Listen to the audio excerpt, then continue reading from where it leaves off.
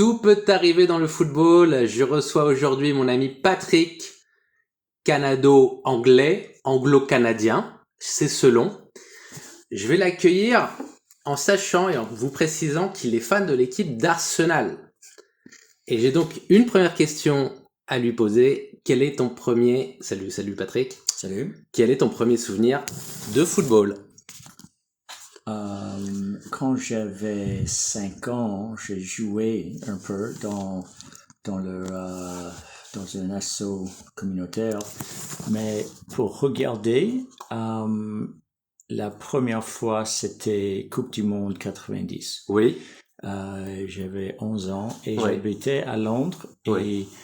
Et tout d'un coup, j'étais dans un pays où on regardait le foot et le foot était très important. Ouais. Et mes camarades à l'école étaient quasiment tous pour l'Angleterre. Ouais. Mais mes deux meilleurs amis étaient italiens. Alors j'ai regardé tous les matchs d'Italie. Ouais. Et j'ai subi des chants un peu stupides à l'école, des Anglais qui se moquaient des Allemands de l'Ouest avant qu'ils perdent. D'accord. Alors ce sont mes deux premiers souvenirs. Et il y a un match en particulier qui t'a marqué pendant cette Coupe du Monde? C'est pas exactement. La finale peut-être? Non, la finale il y avait pas l'Italie. C'est vrai, mais peut-être que il y avait pas l'Angleterre non plus. Ça c'est vrai.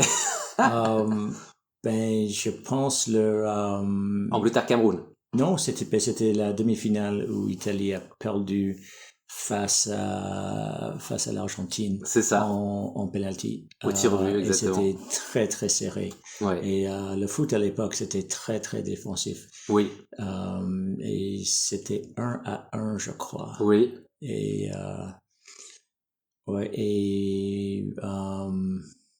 je me souviens pas qui a marqué, mais tu te souviens pas qui a... Vas-y. Mais c'était Maradona et ses 10 amis qu'il suivait quasiment sur le terrain. Et je pense c'était pas Schillaci n'avait pas marqué, Baggio non plus. Je pense que c'était un demi qui a mis une frappe, mais l'Italie n'arrivait pas vraiment à percer. Et je pense à l'époque il y avait Zenga, et Zenga avait fait des arrêts miraculeux. Ah oui, d'accord. Ouais, il y avait je sais pas si c'était contre l'Argentine, où il était sauté vertical et puis il a plongé dans les airs. D'accord. À l'horizontale. Et là, en fait, Patrick est en train de faire les gestes du gardien de but. Ouais. On le voit pas sur le podcast, mais comme il a sauté au nord et puis il a viré dans les airs à l'est un peu pour bloquer un tir. Oui. Ouais. Alors oui, c'est ça dont je me souviens. Et puis j'étais retourné au Canada pour la prochaine Coupe du Monde, et là j'avais 15 ans et j'étais plus à fond, et j'avais commandé le bouquin et j'ai rempli tous les scores et j'étais plus assis. C'était à fond, quoi. Ouais. D'accord, ok. Ouais. Et en 94, donc, il y a un match qui t'a marqué en particulier? Moi, plusieurs. Le choc contre l'Irlande que l'Italie a subi en poule. Ouais. Et la finale. Et la finale, c'était vraiment sens unique. C'était quasiment sens unique. C'était Brésil. Donc le Brésil avait mérité quelque part. Oui. Et il y avait une déflexion qui a touché le poteau. Il y a Pagliuca qui a fait plusieurs bons arrêts. Et Baggio était blessé à la cuisse. Il était pas très mobile, mais il était quand même de loin le meilleur joueur disponible. Alors on l'a fait jouer. Il y avait un grand débat, est-ce qu'il fallait jouer ou pas. Et puis c'est lui qui a raté le dernier penalty, même s'il était blessé, et c'était la même cuisse qui l'a fait. D'accord. Exactement la blessure. C'est les ischios, je pense, en dessous de la cuisse. Alors là, ouais, ne me demande pas de faire de la bio. Et on l'a vu, et c'était triste, mais faut avouer que le Brésil le méritait. Dans mon bouquin, et je pense que je l'ai perdu quelque part dans les cartons, dans le sous-sol de mes parents, Ouais. j'avais rempli tous les scores et j'ai mis 0-0 Aïe, à la finale. Et ça, quand je l'ai commandé, c'était $25 parce que ça venait avec un porte-clés plaqué or Ah, de ok. la Coupe du Monde. De la Coupe du Monde, d'accord. Oui, et je l'ai toujours. Mais sur la base de la coupe, c'est un peu pointu et ça bousillait tous mes pantalons. Ah oui, je comprends. Parce que c'était dans ma poche pendant de l'âge de 15 ans jusqu'à l'âge de 40 ans, quoi. D'accord. Alors, ouais. Alors, deuxième question, quelle est l'équipe qui t'a le plus fait vibrer de toute ta connaissance du football, de toute ton expérience footballistique? Ben, oui, Arsenal, c'est sûr. Je l'attendais un petit peu. Et c'était l'équipe 2003-2004 et j'avais vraiment l'impression qu'ils n'étaient pas aussi bons que Manchester, mais ils arrivaient à ne pas perdre. Manchester United. Oui, ouais, parce que City était deuxième division à l'époque. Alors, deuxième division, ouais.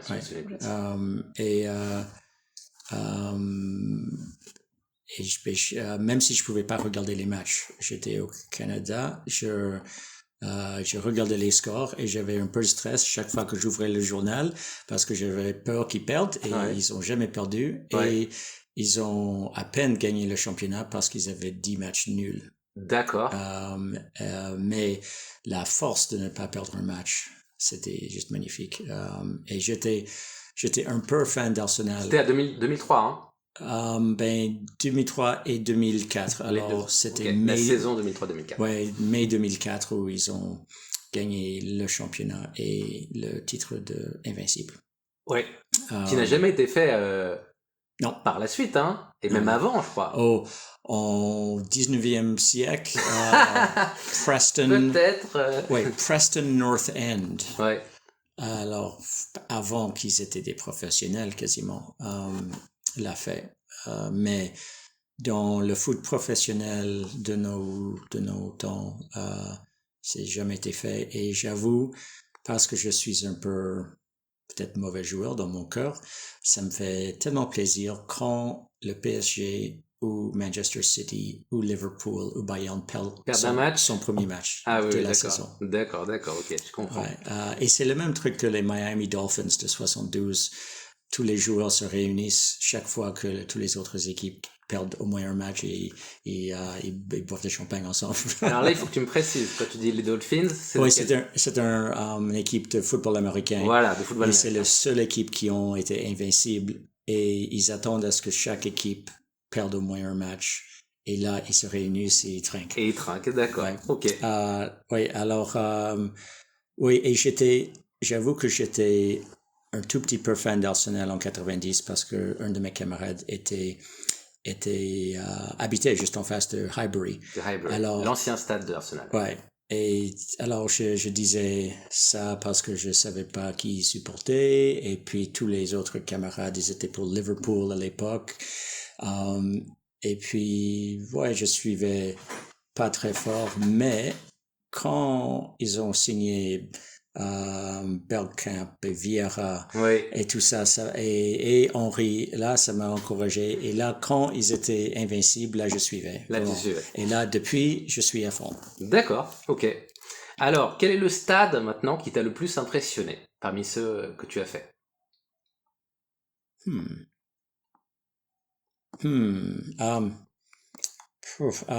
t'avais dit, hein, tu pouvais voir les questions avant. Non, c'est pas grave. Emirates, c'est un très beau stade, mais c'était très silencieux quand j'étais là, il y a 15 ans. On m'a dit ça déjà plusieurs fois, je crois. Ouais.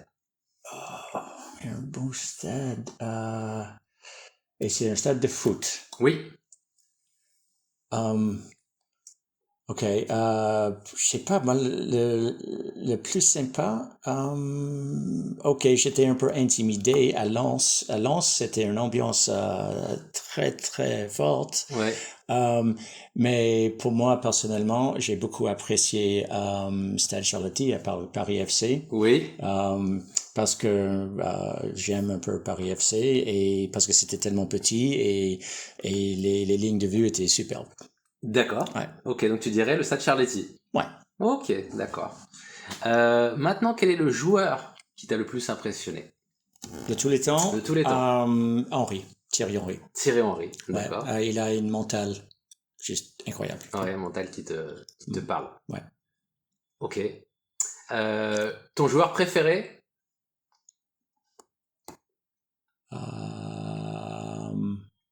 Peut-être Henry, mais non, Bergkamp, parce que Bergkamp, Denis Bergkamp? il était tellement zen et tellement classe. Ouais, il était classe. Hein. Et et il était vraiment un magicien sur le terrain. Il marquait pas autant de buts que je sais pas, Drogba ou Henry, mais il jouait avec une classe.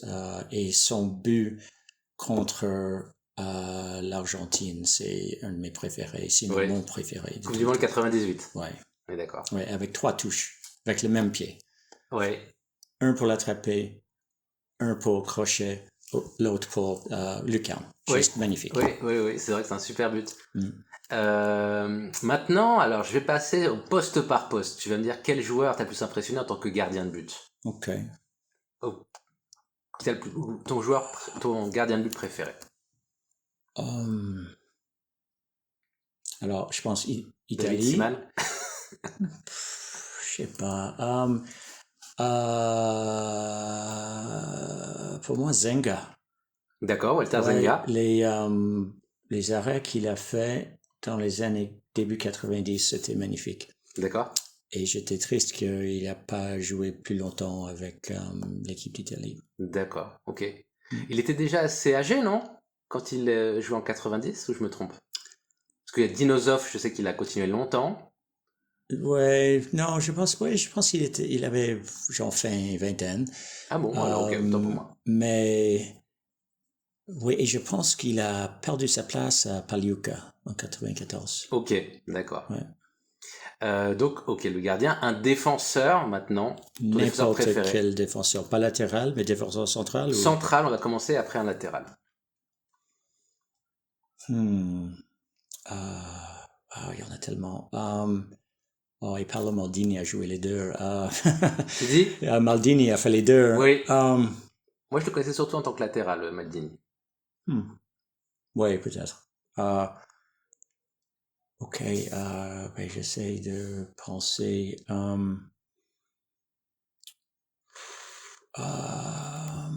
Baresi. Franco Baresi. Franco Baresi, ouais, d'accord, ok. Franco Baresi, il était... Franco ou Marco, d'ailleurs? Franco, je sais plus. Oui, Franco. Franco. Ouais, Baresi, ok. Si. Oui, parce que c'était le cerveau et le cœur de la défense de l'AC Milan. Oui. Quand ils avaient la meilleure défense au monde. Oui. Le Catenaccio. Oui, tout à fait. Et il était capitaine de l'Italie. Ouais. Et capitaine de Milan aussi. Ouais.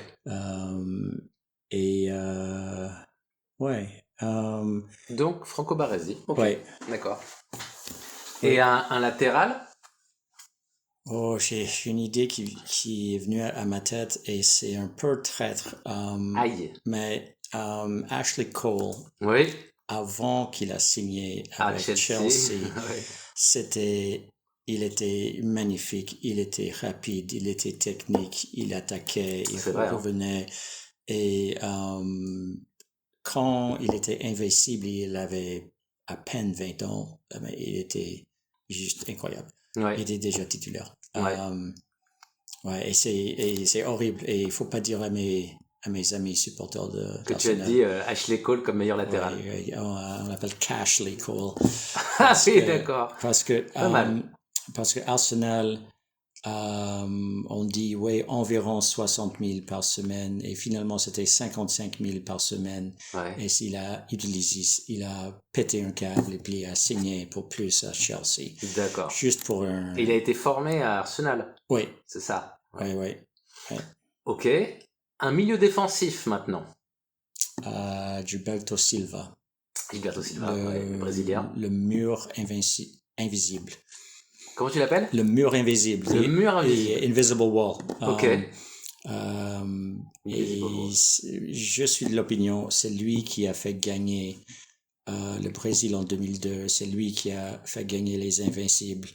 Il était juste sublime et majestueux et il assurait partout. Ouais. C'est sûr qu'il a pas mis beaucoup de buts. Il n'a pas fait des actions qui étaient flash, mais il assurait tellement le milieu de terrain. Ouais. Et il permettait à Vieira de s'avancer. Ouais. Et il distribuait les balles. Et Arsenal, à l'époque, construisait pas beaucoup, faisait des longues passes incisives. Et c'était lui. C'était pas du kick and rush quand même, Arsenal.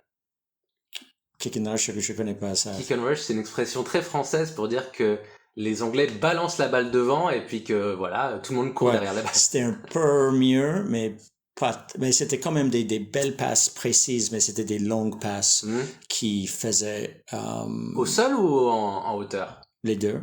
Okay. Et mais surtout au sol, et c'est ça qui faisait éclosion et explosion après juste une belle passe. Ah oui, d'accord. Et si il faisait une belle passe à Henry ou à Pires ou à Ljungberg, ben le contre était commencé et c'était magnifique. Oui, d'accord. Ouais. Et il était grand, il était rapide, il taclait parfaitement, il était juste magnifique. Ok. Ton milieu offensif préféré maintenant? Les Invincibles, ils n'avaient pas vraiment. Ils avaient comme Vieira en 8. Ça peut être un meneur de jeu, hein. Oui, mais c'est un peu la même chose. Oui. Mais je dirais Fabregas. Ah ouais, Fabregas? Oui. D'accord. Au sommet de ses capacités, il est parti au Barça. C'était dommage. Ouais. Et les origines catalanes. C'est ça qui fait. Ouais. Mais il y avait les origines de joueurs de foot qui voulaient bien gagner sa vie et qui voulaient gagner la Ligue des Champions. Oui. Alors, je comprends. Et il avait commencé à 16 ans à Arsenal. Et quand Vieira était blessé, il a pris sa place et était très, très bon. Ouais. Et avec le temps, 2008, 9, 10, 11, c'était lui qui menait tout et qui alimentait Adebayor et Van Persie et tout ça. Et il était très très bon. D'accord, ok. Et il y a une autre année d'Arsenal qui t'a comme ça impressionné, parce qu'effectivement l'année où ils ont été invincibles, je me doutais bien que tu allais m'en parler. Ouais. Mais est-ce qu'il y a une autre année où Arsenal t'a inspiré aussi Ce qui m'a marqué encore plus, et là je regardais à la télé, c'était 2006. C'était le finale de Ligue des Champions. À Paris? Oui. Ouais. Parce que à Saint-Denis. Oui, parce que les matchs en éliminatoire contre le Real, contre le Villarreal, je pense. Et il y avait un autre. Ils n'étaient pas supposés de gagner, mais ils ont trouvé un moyen. Ils avaient je pense Gaël Clichy. Non, ils avaient Mathieu Flamini en latéral. Ils avaient Senderos en défensive centrale à cause des blessures. Et ils ont trouvé une manière. D'accord. Et c'était la première année que Fabregas jouait beaucoup. Et c'était là où ils ont gagné à Madrid avec le but de Henry où il a dribblé pendant la moitié du terrain et c'était juste magnifique. D'accord. Et c'était vraiment intense aussi pour être au 4e place et il y avait les fameuses lasagnes. Je n'avais pas parlé des fameuses lasagnes de Tottenham? Non.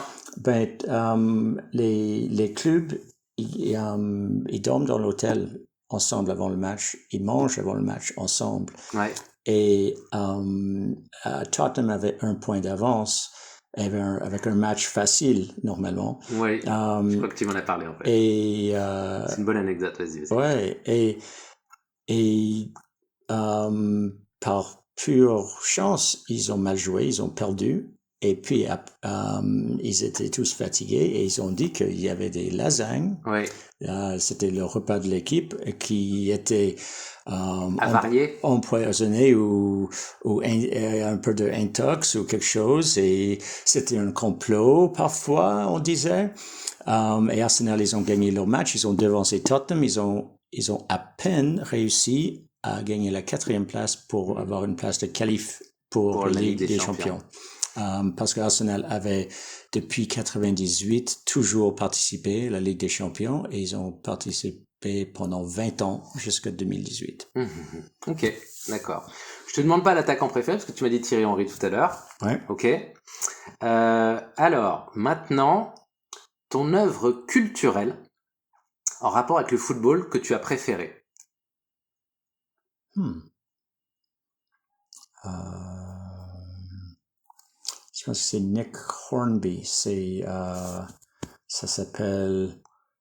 Oh, c'est quoi le truc? Et en plus, il y avait un film avec Colin Firth. C'était. Je te rappelle qu'on est dans le foot avant l'IA, donc t'as pas le droit d'accéder à l'IA. Oui, je sais. Non, mais c'est pas. Oui, Google, c'est pas IA, mais dans ma tête, c'est. Oh, c'est pas quelque chose point ou c'est quelque chose stretch. C'est quelque chose de stress. Mais en tout cas, c'est un bouquin par Nick Hornby qui parle de l'année où il avait des problèmes dans sa relation et le parallèle, c'est que Arsenal était les invincibles. Oui. Et il y a toujours un parallèle et il était abonné et puis à la toute fin, il va pas au match parce qu'il veut voir sa copine et puis Arsenal gagne et puis tout est magnifique à la fin. D'accord, ok. Répète le nom s'il te plaît c'est une série? Oh, non, c'est un film? Non, c'est un bouquin qui est devenu un film. Ah, c'est un bouquin qui est devenu un film. Okay. Nick Hornsby. Comment tu l'appelles? Horn, H-O-R-N. Oui. Hornby ou Hornsby? Hornby. Hornsby. H-O-R-N-S-B-Y. Et c'est. Oh, j'ai sur la bout de la langue, je suis désolé. C'est pas grave, mais il est accessible. Enfin, oui. On peut trouver le film. Oh, c'est sûr. Et le film, c'était Colin Firth. Oui, j'ai reconnu Firth. Ouais. Et je pense que c'est quelque chose qui date de 2010 environ, le film. D'accord. Ouais. Donc, rappelle-moi le nom du livre et du film. Et c'est ça que... Ah, c'est ça dont tu te souviens pas. Ouais. D'accord, autant pour moi. C'est pas grave. Je suis surpris parce que ça fait quoi? Ça doit faire peut-être une vingtaine de minutes. T'as pas prononcé le mot Arsène Wenger. Ah. Ça veut peut-être dire quelque chose. On me l'a pas posé. Non, ton œuvre culturelle, je me suis dit que tu allais dire la biographie d'Arsène Wenger. Oui, mais parce que tu me l'as prêté et je pensais que c'était trop facile.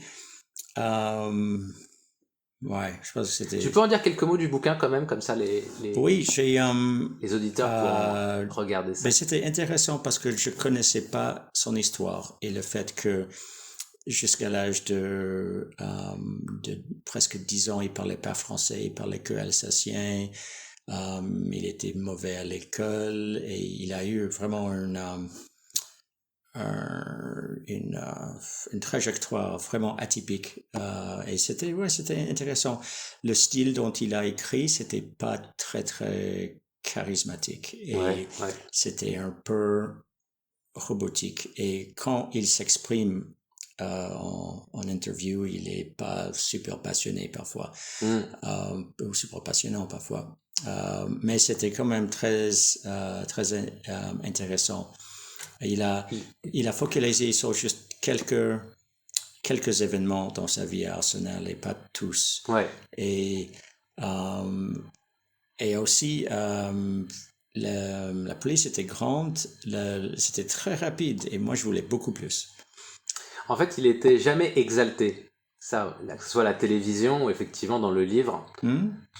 J'ai trouvé que il est toujours sobre, quoi, son côté sobre. Oh, exalté, ok. Mais il a été loué et exalté par les autres. Mais oui. Tu vois ce que je... Oui, il était toujours... Et il se moque un petit peu de lui-même quand il était à l'antenne de TF1. TF1, ouais. Et avec... il y avait un homme et puis Vicente Lizarazu et puis lui, il disait oui, très bon. Exact. Et c'était tout. Exact. Parce que c'est pas son style, il est pas bavard. Ouais. Et je pense que chaque mot qui sort de sa bouche, il y a 10 minutes de réflexion Ouais. dans sa tête. Ouais, ouais. Et c'est quelqu'un dont je respecte beaucoup. Et avant lui, les footballeurs buvaient tous les jours, la moitié fumaient des Ouais, cigarettes. ouais, je me souviens de Winterburn. Qui? Winterburn Oui, Winterburn. Et aussi. et Adams. Oui, Adams. Oh mon Dieu. Oh, Tony Adams. Ouais. Oui. Il était en Arsenal, on est d'accord. Hein. Oui, et Comme Winterburn. Et c'était Winterburn. c'était seulement après qu'il a eu son accident d'auto qu'il a dû arrêter l'alcool. Ah, Il a eu des d'accord. grands Je savais pas que problèmes. c'était dû à ça, ouais. Oui. Il était alcoolique à 100%. Il était vraiment alcoolique, le pauvre. Ouais. Mais il assurait. Il avait le niveau. Oui, Ouais, c'est impressionnant. c'est surprenant, ouais. Oui. Carrément. Et quelqu'un comme moi je suis quelqu'un de assez sensible. Si je mange pas de fruits pendant un jour, ou si je mange trop gras au McDo, ben pendant des heures je le sens, et je sens dans mon corps. Mais il y a des gens comme Tony Adams qui peuvent assurer, même s'ils sont ivres. Ouais. On n'en parle pas beaucoup de l'alcoolisme dans le football, mais je suis sûr que Tony Adams, ça doit pas être un cas isolé, hein, à mon avis. Je pense aujourd'hui, ils peuvent pas se permettre parce que c'est tellement rapide et ils se font dépister par leur club tout le temps. Ouais. Mais dans les années 80, 90, je pense que ça se faisait. D'accord. Et je pense que les joueurs, ils étaient un peu vieux style macho. Ils se disaient, si j'assure sur le terrain, ben j'ai aucune conséquence. À ce propos, est-ce que tu te souviens de Giroud? Je vais faire le lien après. Giroud, c'était l'entraîneur de AJ Auxerre. Non. Ça te dit rien, Giroud? Alors, j'ai entendu parler de Auxerre parce qu'il y avait un ou deux joueurs d'Auxerre qui sont allés à Arsenal. Oui. Mais j'avoue que j'ai pas suivi à Auxerre du tout. D'accord. Alors je dis juste un petit mot pour les auditeurs. Giroud, c'était l'entraîneur de l'AJ Auxerre dans les années 90 et même début des années 2000, si je dis pas de bêtises. Et il était connu pour être très très radin. Et une fois en Ligue des Champions, il y a un ballon qui est arrivé dans le public. Le public n'a pas rendu le ballon et Giroud a fait le tour du stade pour aller chercher le ballon. Et c'est resté, et il a même eu sa marionnette dans les Guignols de l'info. Guignol de l'info que je vous le recommande également à vous, auditeurs de ce podcast. Aussi, j'adore Guignol. C'est bon, hein. Alors maintenant, ton but préféré. Le but qui t'a le plus époustouflé. Je pense que c'est celui dont j'ai fait référence tout à l'heure. De Dennis Bergkamp. Ouais. Contre l'Argentine. C'était la longue balle d'Overmars, je pense. Oui. Et c'était 60 mètres, la passe. Transversale, ouais. Non, c'était sur la ligne. Ah bon? Ouais, je pense. Et puis, mais en tout cas, c'était de longue distance, quoi. Oui, comme juste en dehors de la surface, presque jusqu'à la surface d'Argentine. Et c'était 3 touchés. Ouais. Mais c'était fait avec une grâce, et c'était pas trop rapide. Et même les gens à la télé, comme moi, on pouvait suivre chaque toucher de balle. Waouh, c'était magnifique. D'accord. Ensuite, est-ce que tu as une anecdote que tu souhaiterais partager avec les auditeurs, quelque chose en rapport avec le football, qui sort un peu de l'ordinaire? Tu avais parlé des lasagnes tout à l'heure, c'est une anecdote, mais peut-être que tu en as d'autres. Non, en fait, les lasagnes, c'était dans la presse anglaise. Ça, c'était pas quelque chose que moi j'ai subi. D'accord. Oui, tu as suivi. Ok, j'ai compris ça. Mes histoires de... Ça peut être en tant que joueur toi-même, quand tu as joué au football, quelque chose qui t'est arrivé. Peut-être. Ok. Alors, quand je suis retourné au Canada, j'ai commencé dans une nouvelle école. Oui. Et j'étais dans le club de moins de 12 ans de foot. Et nous sommes partis en Bretagne, en France, oui, pour un tournoi. Et en fait, nous, on était pas bon du tout. Et notre équipe, on était 15 joueurs et c'était les 15 joueurs qui étaient motivés pour aller en France et qui étaient prêts à payer le ticket de voyage. De l'avion, ouais. Et alors, on n'était pas tous bons et on avait comme moi qui était pas bon du tout. Et j'étais très petit et très faible. Très faible, c'est-à-dire ton niveau de football? Faible niveau, oui. D'accord, je suis sûr que t'es un petit peu humble là. Ok. En tout cas, il y avait, on était dans une poule, il y avait Saumur qui nous a battu 6-0, il y avait une équipe de Maroc qui nous a battu 4-0, le seul occasion qu'on avait à marquer, c'était quand on jouait contre l'équipe locale de 10 ans. Ouais. Et, de 10 ans. Ouais, et nous on avait 12 ou 11 et eux ils avaient 10 ans. D'accord. Et puis il y avait la balle m'est arrivée et j'ai joué en pointe et mon couvreur il a trébuché sur ses propres lacets. Celui qui était au marquage. Oui, toi. Oui, qui faisait du marquage. Alors moi je pouvais aller directement au but, mais j'ai regardé et puis j'ai regardé l'arbitre et j'ai dit c'est pas moi, je l'ai pas touché. L'arbitre il a dit je t'avais pas dit. Oui, l'arbitre n'avait pas sifflé et le ballon a très très très lentement roulé jusqu'au gardien. Et t'en as rêvé de ça, c'est vrai, c'était vraiment t'as marqué quoi. Ouais, et c'était. Ouais, mais genre, tu t'es fait reprocher ça par tes coéquipiers? Pas vraiment, parce que c'était tellement hors de portée ce tournoi. D'accord. Et il y avait un moment où pendant le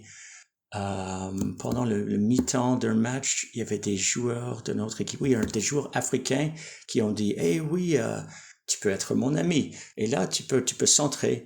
Pour moi, je vais pratiquer mes coups de bicyclette.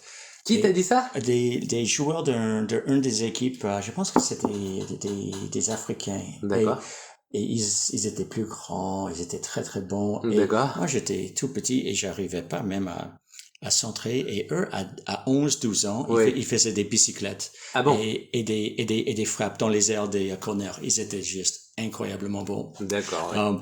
Mais c'était le fun et j'ai essayé quand même. Bon, c'est bien que tu nous aies partagé, parce que moi j'aurais pas partagé ça, j'aurais un peu honte. Bon, mais c'est pas bien. grave. C'est bien. Maintenant, la règle que tu souhaiterais ajouter ou modifier dans le football. Ah oui, moi je pense souvent que si l'arbitre siffle et indique que l'équipe A a la touche ou le coup franc, que s'il y a quelqu'un de l'équipe B qui touche la balle et qui perd du temps ou qui joue des petits jeux juste pour agacer l'équipe A qui doit prendre, moi je pense qu'il mérite un carton jaune direct. D'accord. Comme les gardiens qui perdent le temps maintenant dans la ligue, dans la Premier League, ils prennent des cartons jaunes très rapidement. D'accord. Et je pense que c'est tellement mauvais sportif, c'est tellement mauvaise foi de faire semblant, de ne pas savoir et de lancer la balle plus loin. Et j'en ai marre. Moi, je veux qu'il joue. D'accord. Ok. Trop d'anti-jeu en fait. Exact. C'est ça. Ouais. Et c'est presque jamais puni ça. C'est vrai. Je suis d'accord avec toi. Ouais. Ok. Autre question. Qu'est-ce que tu penses de la VAR? Je suis mixte.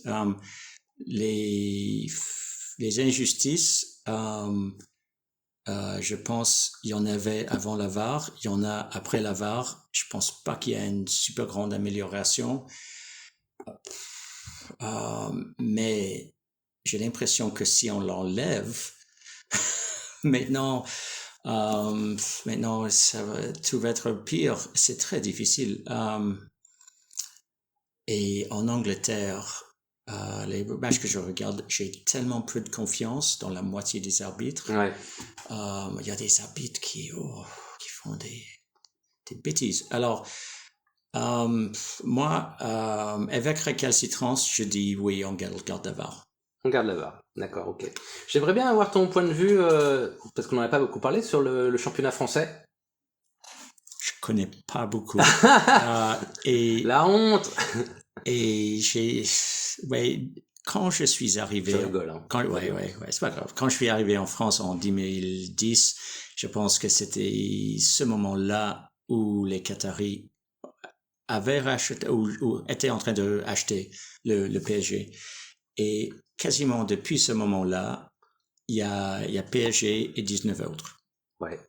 Ou 17, ça dépend du... Ah ouais. Je suis tatillon, là. J'ai un ami qui est à fond pour OL. Ouais. Il avait vraiment raison il y a 20 ans. Maintenant, c'est dur. Parfois, je trouvais les matchs de Marseille intéressants, surtout parce qu'ils avaient des joueurs prêtés d'Arsenal. Ouais. Mais Flamini venait de Marseille, mais il a fait dans le sens contraire. Il jouait pour Marseille. Oui. Et après il était transféré à Arsenal. Mais Pires aussi. Pires, ouais, je me souviens, bien sûr. Et peut-être un autre. En tout cas, oui, j'avoue que je ne regarde pas le championnat français. Je regarde Premier League et Ligue des Champions, mais juste Arsenal quasiment. Parce que j'avoue, comme Nord-Américain, j'ai passion pour le hockey, et parfois le NFL. Oui. Et j'étais ennuyé cet été et j'ai regardé même du baseball à la télé. Et baseball, c'est ennuyeux parce que ça prend 1 minute entre chaque lancer. Oui, d'accord. Mais il y avait ça à la télé au Canada et je me suis connecté par Internet. D'accord. Alors, oui, tout ça pour dire que je connais pas le championnat français. Cela dit, il y a 2 ans, je suis allé à Lens pour voir Arsenal-Lens et Lens, ils ont gagné. Oui. J'étais impressionné par leurs ultras, par leur tambour et leur fumigène. Et c'était pas mal. Alors, est-ce que tu peux nous dire, pour terminer, quel est le joueur canadien, footballeur, qui a un bel avenir devant lui? Jonathan David. Oui, c'est ça. Je sais pas s'il est dans cette catégorie parce qu'il est déjà mi-vingtaine, fin vingtaine et il vient de signer à la Juve. Et oui, bien sûr. Vous pouvez pas terminer le podcast sans parler de lui. C'est trop facile peut-être. Ah non, c'est bien. L'avenir. J'ai regardé les temps forts. Canada a battu, on a battu Pays de Galles hier, 3-0. Pas mal. Oui. Et tu supportes l'équipe canadienne ou? Oui. Ah, très bien. Très bien. Et je suis allé une fois à Parc des Princes voir Canada féminin contre Suède féminin. D'accord. Ouais. C'était dans le cadre des JO? Non, c'était Coupe du Monde féminin. Coupe du Monde féminin, d'accord. 2019, je pense que c'était entre les confinements. D'accord. Ouais. Ok. Mais je sais pas qui est prometteur. Celui qui a marqué hier. Oh, c'est un milieu et j'oublie son nom, mais il fait toute une frappe hier. Ouais. En dehors de la surface.